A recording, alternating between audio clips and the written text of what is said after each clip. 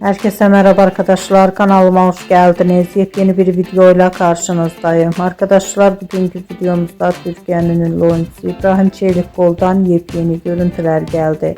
Ben de bu görüntüleri sizler için YouTube kanalımda video halinde sunuyorum. Umarım beğenirsiniz. Arkadaşlar, videomu beğendiyseniz kanalımı izlemeyi ve bildirim butonuna basmayı unutmayın. Şimdilik benden bu kadar olsun. Yeni videomuzda görüşmek üzere. Hoşça kalın.